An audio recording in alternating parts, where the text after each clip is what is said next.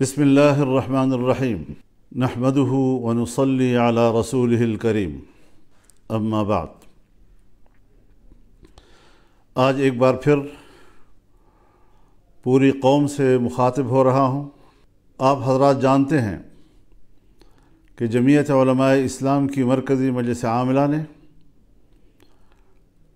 8 फरवरी 2024 के इलेक्शन के नताइज को मुस्तरद कर दिया था।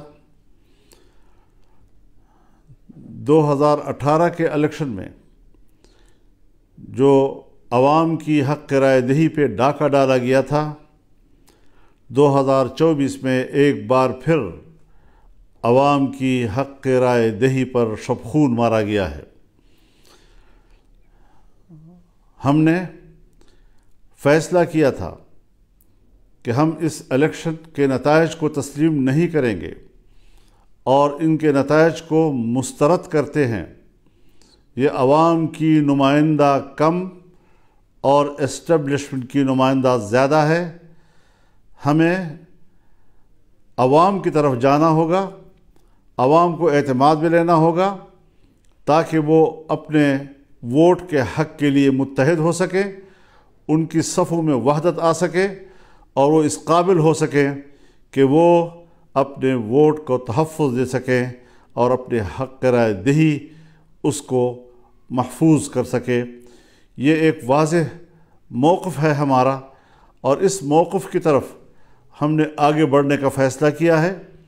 चुनांचे इंशाअल्लाहुल अज़ीज़ अल्लाह ताला की फ़ज़ल और उसकी तायीद के साथ हम 25 अप्रैल को बलूचिस्तान से इस तहरीक का आगाज़ करेंगे और इन इज्तिमाआत को हम अवामी असम्बली का नाम देंगे। 25 अप्रैल को बलूचिस्तान में पशीन के मकाम पर बहुत बड़ा जलसा किया जाएगा जिसमें बलूचिस्तान के अवाम शरीक होंगे। इसी तरीके से 2 मई को कराची में बहुत बड़ा अवामी असम्बली का इनेकाद होगा और सिंध के अवाम उसमें शरीक होंगे। हमारी तीसरी अवामी असम्बली पेशावर में होगी और 9 मई को उसका इनेकाद होगा जिसमें सूबा खैबर पख्तूनख्वा के तमाम लोगों को दावत दी जाएगी और उस अवामी असम्बली में वो शिरकत करेंगे। उसके बाद हम लाहौर के लिए तारीख़ का तयन करेंगे जहाँ पर पूरे मुल्क को उसमें शमूलियत की और शिरकत की दावत दी जाएगी और एक बहुत बड़ा एक अवामी सैलाब वो अपनी असम्बली का इनेकाद करेगा। हम इस हवाले से दूसरी सियासी जमातों से भी राब्ता कर रहे हैं ताकि अवाम की एक मुत्तफ़िक़ा और मुत्तहिदा सफ़ वो उसको ज़िंदा किया जा सके, उसको मुनज़्ज़म किया जा सके।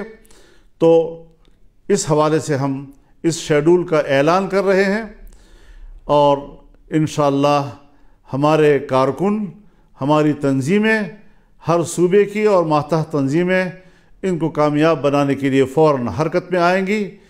क्या मसला है आखिर कि जहां इलेक्शन कमीशन बेबस रहा है और उसको एक नतीजा भी मुरतब करने की इजाज़त नहीं है और इदारों की तरफ से जो नताइज भेजे जाते हैं, आज इलेक्शन कमीशन में कोई दमखम ही नहीं रह गया है। हमारी सिविल ब्यूरोक्रेसी उसमें तो जो मुदाखलत हो रही है और जो उनके आईनी और कानूनी इख्तियारात हैं उसमें भी खुफिया इदारे और एजेंसियां मुदाखलत कर रही हैं जिसमें एहतजाज करने का कोई दमखम ही नहीं रहा है। पहली मरतबा आज हाई कोर्ट के जजेस ने यह आवाज़ बुलंद की है कि हमारे मामलात में भी मुदाखलत की जा रही है, हमें धौंस और धमकियों से डराया जा रहा है और इस प्रेशर में हम लोगों को इंसाफ नहीं दे सकते। इस हवाले से अगर माजी के दरीचों में झांका है तो वो पाकिस्तान के इस वक्त के वज़ीर दिफा जनाब ख्वाजा आसिफ साहब हैं जो बरमला उन वाक़यात का ज़िक्र कर रहे हैं कि किस तरह مقتدرہ نے انتخابات کے معاملے میں مداخلت کی، اس کے نتائج کو تبدیل کیا، اور کس طریقے سے اس کو الیکشن کے نظام کو، اس کے نتائج کو منظم کیا اپنے مرضی کے ساتھ، عوام کی مرضی کے خلاف۔ ظاہر ہے اس سارے صورتحال سے جمعیت علماء اسلام کے موقف کو تائید بھی مل رہی ہے اور تقویت بھی مل رہی ہے۔ ہمارا موقف صحیح ہے، ہم نے صحیح آواز بلند کی ہے، اور انشاءاللہ اس کو ہم آگے بڑھائیں گے۔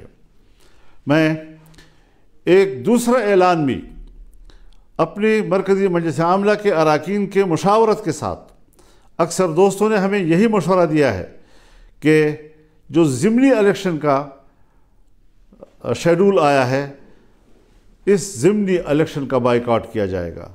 جمعیت علماء اسلام کا کوئی رکن ضمنی الیکشن میں حصہ نہیں لے گا، اور اس حوالے سے یہ بات واضح رہے کہ ہم ضمنی الیکشن چونکہ اسی الیکشن کا تسلسل ہے اور ہمیں پچھلے نتائج پر اعتماد نہیں، ہم کس طرح سے ضمنی حلقوں میں کوئی انصاف کی توقع رکھ سکتے ہیں؟